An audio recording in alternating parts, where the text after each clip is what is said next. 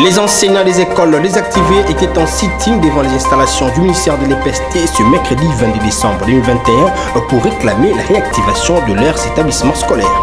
Le député provincial du Kasaï oriental, Bavon Moukouna, a soulevé les attentes de la population de sa province sur l'annonce de l'arrivée du chef de l'État Félix Tshisekedi d'ici la fin de cette année dans la province du Kasaï oriental.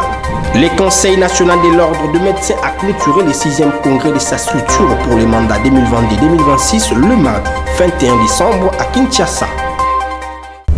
Il est temps de vous informer, mesdames et messieurs, bienvenue dans cette nouvelle session d'information à la télévision d'éducation dans l'actualité. Les enseignants de quelques écoles désactivées par le ministre de l'enseignement primaire, secondaire et technique étaient en sitting ce mercredi 22 décembre 2021 à Kinshasa devant les installations abritant le ministère de l'EPST pour exiger la réactivation de leurs écoles. Suivez ce élément de Ginel Pezo.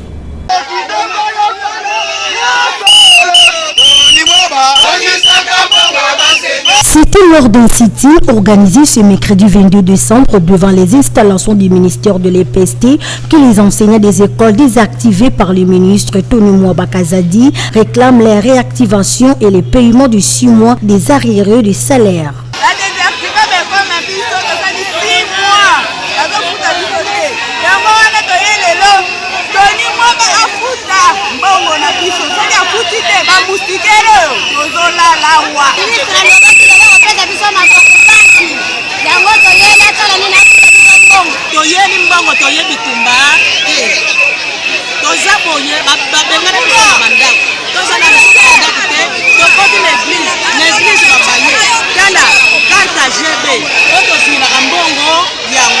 En tout cas, les Gambo de lundi, tosali batour na ministère ala kakabiso ko yebite soki chef alobi likambo angani yangizaka mais chef banda ko soki kabiso to yebite soki amona kabiso biteko soki tozana droit ya ko vivre te bana na biso babengani bango na école bazotanga. Ces professionnels de la crie blanche des écoles désactivées ont bravé la perte jusqu'au niveau d'affronter les services de sécurité du ministère qui les a dispersés.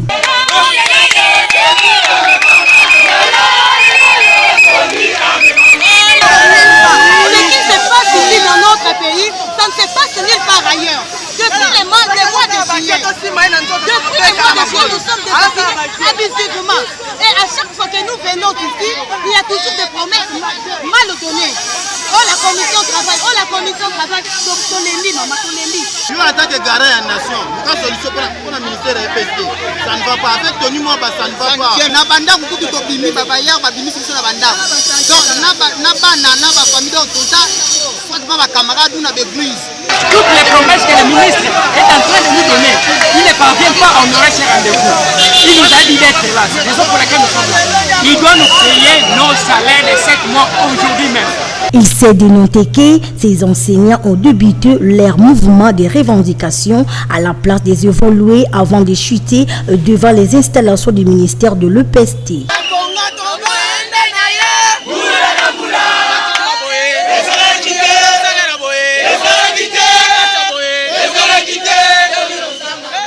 Et puis les ministres des ITP accompagnés de quelques députés nationaux étaient le dimanche 19 décembre dernier sur les 4 districts de la ville-province de Kinshasa afin de palper du doigt l'évolution du projet Tshilingelo, une initiative du président de la République Félix-Antoine Tshisekedi et Tshilombo. Ginel Pezo pour plus de détails. Les ministres d'État en charge des infrastructures et travaux publics, Alexis Gisaro, accompagnés de quelques députés nationaux, ont fait la ronde dans les différents chantiers du projet Tshilingelo, lancé à Kinshasa il y a cela 9 mois. Dans les districts de la Tchangou, la délégation du ministre des ITP a visité accès du site OV2 et Avenue Terre Jaune où les travaux démarrent dans 2 semaines. Cette dernier a constaté également l'érosion qui menace ces coins de la capitale. Sur l'avenue Bolengue, le ministre des ITP a signalé que les études menées à cet effet sont en cours. La visite s'est poursuivie dans les districts du Moamba où les patrons des infrastructures a constaté l'exécution des travaux d'assainissement dans l'axe Kingabois. En parlant de l'avenue Kulumba, ces derniers rassurent que les études de faisabilité sont en cours. Au district de Founan, sur l'avenue Gambela, les travaux d'assainissement sont déjà exécutés. Partout où ils ont passé, le ministre d'État a insisté sur le respect du délai des travaux. Bientôt 9 mois que ce projet a été lancé et donc nous voulions nous rassurer que ce projet était véritablement sur un chemin critique de manière à ce que les délais qui étaient impartis à ce projet, en tout cas pour la partie Kinshasa, qui était de 28 mois, puissent être respectés. C'est pourquoi nous avons fait cette descente pour que nous puissions nous rendre compte de l'état d'avancement physique d'abord du projet. À Lukunga, Alexis Gisaro, passons sur l'avenue Ngandaki, la escrotte et du fleuve. Le ministre des ITP a terminé sa tournée d'inspection du projet Tilegelou au quartier Mboudi dans la commune de Mongafula. Comme annoncé au sommaire, la visite du chef de l'État dans les Kasaï orientales d'ici la fin de cette année n'a continué pas moins à susciter débats et commentaires dans l'espace kassaïen. Pour l'un des édits provinciaux du Kasaï, la population n'attend que le rétablissement de l'électricité en vue de relancer et la classe moyenne. Pour cette fin, je vous invite à suivre Bavomboui Mukuna joint au téléphone par Johnny Limboui. Mais il faut savoir mettre les histoires en termes d'urgence et de priorité. Je pense que pour le moment, notre citoyen auprès du chef de l'État est doté d'abord de la taille orientale de l'énergie électrique. Parce que tout est tributaire du courant électrique. Je dis bien l'eau, je dis bien les petites et moyennes entreprises qui doivent fonctionner, et même la MIVA, qui est le mot économique de la province, a besoin du courant électrique pour faire fonctionner ces installations. Et après cela, il nous faut bien des sites de dessert agricoles qui doivent être réouverts et on cherche à créer des entreprises agricoles pour que le peuple puisse produire et avoir une autosuffisance alimentaire, ce qui va faire que tout le monde va aller au travail et à ce moment-là, on pourra faire quelque chose de nouveau. À ce moment-là, comme je vous ai dit, s'il y a de l'activité économique par rapport aux petites et moyennes entreprises, et ce que le peuple veut de créer pour augmenter la main-d'œuvre, je crois que tous ceux qui vont dans l'exode vers d'autres provinces vont parce qu'ils ont une occupation, ils ont une rémunération, et à ce moment-là, le Kasaï oriental pourra décoller de cette sorte. Le 6e congrès du Conseil national de l'ordre de médecins débuté le 6 du mois en cours sous les thèmes la qualité du médecin dans lequel est sorti un nouveau bureau mandat 2022-2026 a été clôturé le mardi 21 décembre 2022 à Kinshasa. Suleiman Kalunga pour plus de détails. Après des jours d'adoption des résolutions et débats qui a chuté aux élections du nouveau mandat du Conseil national de l'ordre des médecins dans lesquels l'ancien président Tchadji Fouéné Berthier a été reconduit à la tête de cette structure de médecins. Normalement, il est prévu de le faire 48 heures auparavant. L'ouverture, ça donne des leçons. Et c'est pour ça que je suis venu ici. Cette activité a débuté par la lecture du mot des circonstances du président des congressistes en déplacement au nouveau bureau. Ça n'est suivi la lecture des résolutions adoptées par ce 6e congrès national de l'ordre des médecins. La première résolution, c'est appliquer le système d'accréditation des médecins pour le renouvellement de l'autorisation d'exercer par le système de crédit. La deuxième résolution est celle de faire le plaidoyer auprès du gouvernement pour le financement du projet d'accréditation du médecin. Sur la troisième, c'est sensibiliser les médecins sur l'obligation de la formation continue. Au sortir, le président Rééline Tchadji Fouéné n'a pas manqué de manifester sa satisfaction. D'abord, j'exprime un sentiment de profonde reconnaissance. Profonde reconnaissance envers les collègues du Conseil national qui nous ont conduits à nous, qui ont retiré leur confiance à notre modeste personne. C'est très important ces moments pour la corporation, parce que le bureau du Conseil national, c'est lui qui exécute toutes les décisions, toutes les résolutions. Voilà, arrêtez. Ça a été un challenge pour l'ordre des médecins d'organiser ces congrès. Un vrai challenge. Dans ce contexte de Covid, c'était très compliqué. Beaucoup de programmes annulés, programmes réaménagés et beaucoup d'autres confrères, d'ailleurs, collègues conseillers nationaux, venaient d'arriver au moment où les travaux avaient malheureusement pris fin. Ouvert le lundi 20, ce congrès de l'Ordre national des médecins a été clôturé le mardi 21 décembre 2021. Changeons de chapitre, les incidents malheureux survenus à Goma suite à la journée ville morte, le bavire policière et les points sur les actions ciblées et concertées entre les FARDC et l'armée ougandaise étaient au menu du briefing tenu le lundi 20 décembre dernier et suivait le ministre de la Communication et Médias, porte-parole du gouvernement Patrick Mouyaya. Mais il faut aussi qu'on se rappelle tous que quand vient la police, on les appelle forces de l'ordre. Quand il y a usage de la force, il y a des dérapages. Il peut y avoir des dérapages. Malheureusement, cette semaine a été très difficile et nous l'avons tous condamné. Ici, il faut éviter de faire une généralisation et de monter la peur dans la population au contact avec les policiers. Au contraire, nous allons travailler étroitement et c'est pour ça que vous voyez régulièrement, je me fais accompagner des porte-paroles de l'armée et de la police parce qu'ils méritent notre soutien et nous allons travailler dans l'avenir pour voir comment améliorer les rapports qui existent entre les civils, d'une part avec les policiers et d'autre part avec les militaires, car c'est sur eux que repose la responsabilité de notre sécurité et de notre pays. Il faut rappeler un certain nombre de choses. La première chose que je tiens à rappeler, c'est d'abord la bravoure de nos policiers et de nos militaires. Au-delà de tout, ce sont des hommes et des femmes qui se sacrifient pour notre sécurité. Première chose. Deuxième chose, pour tous les incidents que vous avez mentionnés, des actions disciplinaires ont été engagées. Vous avez suivi le procès en flagrance qui a commencé aujourd'hui. Je vous informe que les agents de la police judiciaire de parquet ont été appréhendés. Ceux qui ont offert ces tristes spectacles autour du gouverneur Atou Matubwana. Je vous informe aussi que ceux qui ont, et je l'ai annoncé hier dans la soirée, que le commissaire responsable du groupe des GEMI, du groupe Ouest de la police, qui a été à la base des incidents hier, a aussi été interpellé. L'auditeur général est très sollicité par ce qui se passe aujourd'hui, mais il y a des investigations qu'il faut se faire.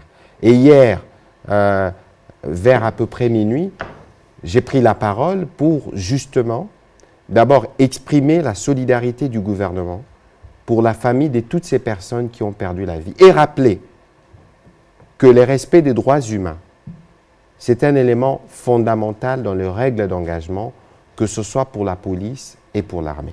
Le général Kassonga a rappelé de son côté le mesure d'application de l'état de siège et le colonel Mwanamputu est revenu sur les bavires policières, suivez-les tour à tour. Il ne s'agit pas de la police nationale congolaise qui a appréhendé le gouverneur. Vous devez enlever ça de la tête. Lorsqu'on a fait le regroupement de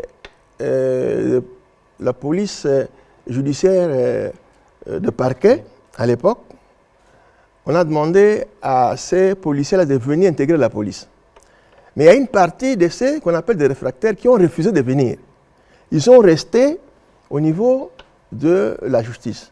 Et à l'époque, le ministre qui était au Sénat comme président, je crois, il a pris un arrêté pour formaliser ceux qui sont restés.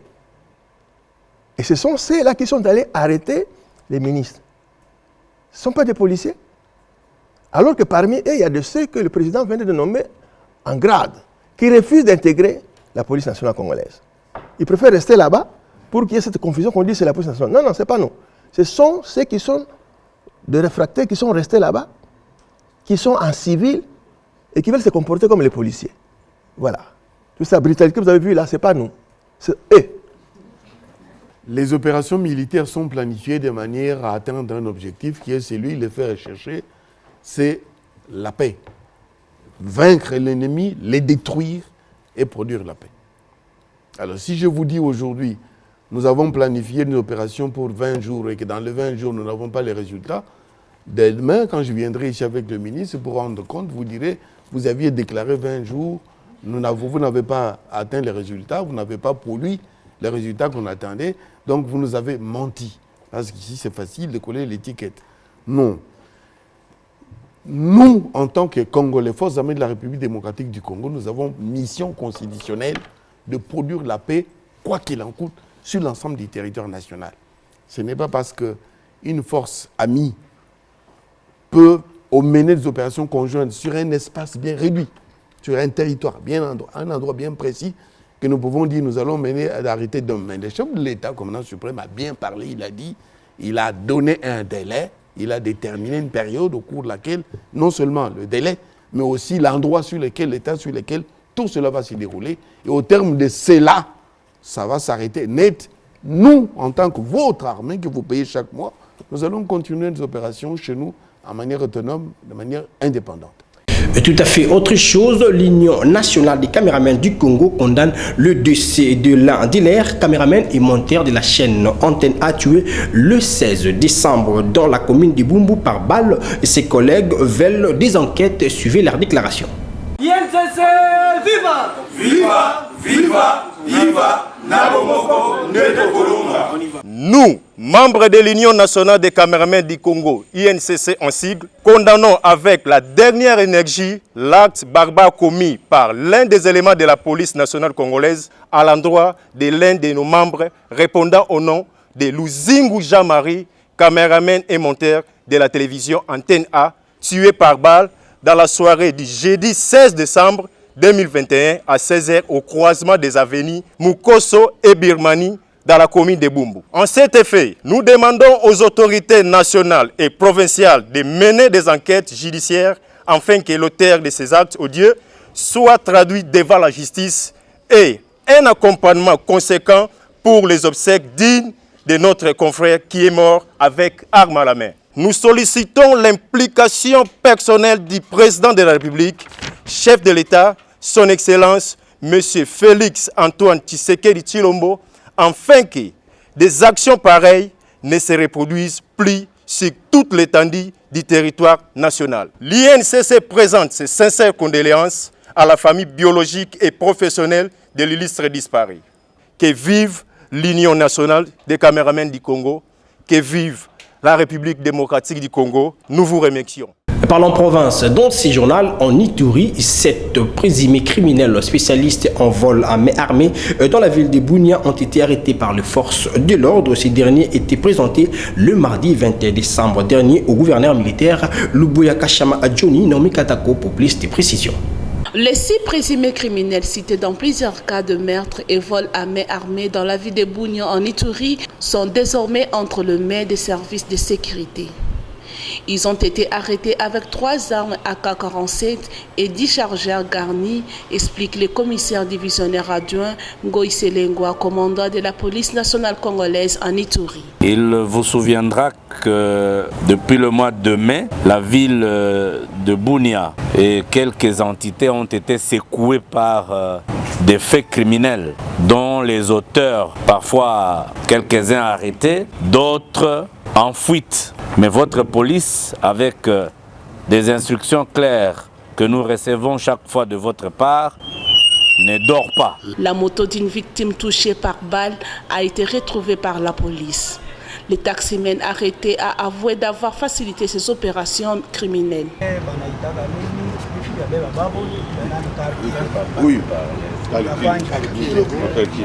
Le 7e criminel, il s'agit d'un policier déserteur qui a rejoint la milice Codeco et ayant planifié la récente attaque dans la commune rurale de Mungwalu, déclare le général Ngoïse Lengwa. Le commandant des opérations qui a conduit l'attaque de Mungwalo, il est à la fois avec nous et à la fois avec Codeco. Il n'est pas seul, 2 de ses collègues sont en fuite, mais ils seront récupérés. Cette série d'arrestations témoigne la détermination de l'équipe de l'état des sièges de mettre fin à la criminalité urbaine, a dit le gouverneur militaire, le lieutenant général Luboya Kachama Johnny. Nous allons continuer à les poursuivre, ces gens qui créent vraiment le malheur dans nos populations. Par ailleurs, 2 dupes de l'armée ougandaise volées puis récupérées par la police ont été restitués à Aru, au nord de Bunia. Revenons à Kinshasa où la police nationale congolaise poursuit l'opération des traques des malfaiteurs dans tous les coins de la capitale. Ainsi, elle vient de mettre la main sur un groupe de hors-la-loi le mardi 21 décembre 2021. Delphin Tundoula pour plus de détails. La police nationale congolaise en général et singulièrement celle de la ville-province de Kinshasa tient mordicus de voir les habitants de la capitale passer des beaux moments de festivités de Nouvel An. Cette dernière veille au grain pour mettre hors d'état de nuire tout ce qui menace la quiétude des paisibles citoyens. Pour ce faire, les hommes de Silvano Kassongo viennent de mettre la main sur un groupe de colons qui sèment terreur et désolation au sein de nombreux foyers à Kinshasa. Toutaki matanga ya masa na bisomo to ya basuda misatu oza toujours ya tomoni mama mo aza ko pepa na ba 4 5 to meki ko te mama to kansa loka moyi bien to pusani tomoni mama moko na papa to bala ko pepa mama na liputa na tolo to meki ko interpeller bon habito kota na kati ya lopango to kota kata lopango apesu aki to vandi a expliquer biso bikete azali mwasi ya soda asala na di même balina kufa atikala veuve mais abi o loko eza défraction bon na eloko pesa binote na pena na mwasi na bino mais na pia kasko masa na ngamo koro loka abi sava loka o eza ya défraction na ke na kizola ba policier ya suicide ya mushi baya ba hotel polo ko biso to chimatanga loka tana beste tana ko service te ndeto yake nde bana ya mama bakangiyo osali nini bon mama na abaki toujours qui est $140 na 120 000 francs. Salaki travail forcé au Chachini Ngobia Lobaki à Massango. Le tournoi c'est la générale. Le général a bissé biso to boulay ne to kuma basuda mais to kuma basuda ke général a bibino bombo kuma basuda été zara batabilanga. Chikala fa do sala 4000 hectares ya maponda manyoko. To sala 3000 hectares ya Massango. Ndi batambuka wana mama mbuka ndi basalaka wana mwa relaxation ndomoni ndi babisinga mbuka tokoyiba eloko ya mutu te nini na mutu te eloko bakangeli nga bakomi kaka évade ya kanyama kasesi bakanga yanga na ndako. Ces délinquants doivent répondre de leurs actes, a-t-il déclaré le colonel Igo Mundelengolo. Fêter na kimia bato wana nanu totia bango maboko nanu population asala makambo na ba fêter le kana kimia pe totinda bango na justice pour bakata makambo na bango baza bakuluna avec preuve donc ezate que donc bakoseli bango babambeli bango na kasi bino moko olandi. La police a fait son travail à tant que tel et reste à la justice de faire également les mêmes exercices. En société, pour boucler complètement cette session d'information, les usagers de l'avenue Croix-Rouge dans la commune de Kinshasa s'inquiètent sérieusement sur les sorts réservés à cette voie si importante pour les habitants de ce coin de la capitale. Suivez cet élément, les Sarah Kindela et Gianni Wenga. Ici, nous sommes sur l'avenue Croix-Rouge, précisément dans la commune de Kinshasa, dans son tronçon compris entre les avenues du marché et Bokassa, qui depuis plusieurs années se trouve dans un état de délabrement qui ne permet pas la bonne circulation des véhicules dans ce coin de la capitale. Très préoccupés face à cette situation, les usagers de cette route interpellent la conscience des autorités afin de trouver une solution en urgence pour réhabiliter cet axe routier. Croix-Rouge, université moko ezana ya makasi yebani bakonzive bana bakonzive batanga kana donc toleka na pasi toboma mituka donc na senga na gouvernement papa Gentini abongisela biso place oyo azwa vraiment soin banzela nyoso Congo bakangi ba bebisi siko toleka ndeni ba taxe belé ba vinette ba nini botoka soto osomba to futa siko ba patron ba boma ba mituka na bango pona nini nzela oyo ya Croix-Rouge beba depuis longtemps biso ba conducteur ya taxi moto tokoma komi tuna soki gouvernement et ba nzela oyo tote vraiment bataille la biso makambo ya nzelo ya Croix-Rouge ya maintenant 3 ans on nzela oyo ebeba boui accident eza kozala causé en même temps bamituka ezotutana wa vraiment l'état mekotalela biso makambo bato bazoluka misala eza te bazoluka mwa biloko ya mike batekaka base retrouve mais tala siko nzela tala yo moko ona mabulu nde eza en tout cas eza salite makasi bosa makasi boya bobongisela mpe biso kwa rouge na biso eza nzela monene ebandi na wileri ti kuna so bobongiseli biso tosepela makasi. Il sied de noter que l'avenue Croix-Rouge fait partie des routes répertoriées par le gouvernement central dans le cadre de l'opération Kinshasa Zéro Trou, mais jusque-là, rien n'est encore fait. Fin de cette session d'information, tout d'abord appelons les titres. Les enseignants des écoles désactivées étaient en sitting devant les installations du ministère de l'EPST ce mercredi 22 décembre 2021 pour réclamer la réactivation de leurs établissements scolaires. Le député provincial du Kasaï oriental, Bavon Mukuna, a soulevé les attentes de la population de sa province sur l'annonce de l'arrivée du chef de l'État Félix Tshisekedi d'ici la fin de cette année dans la province du Kasaï oriental. Le Conseil national de l'ordre de médecins a clôturé le 6e congrès de sa structure pour le mandat 2022-2026 le mardi 21 décembre à Kinshasa. C'est ici que prend fin complètement cette session d'information. Si vous avez aimé, dites merci à la grande équipe rédactionnelle de la télévision d'éducation. Prenez soin de vous car chaque jour est une vie. Au revoir.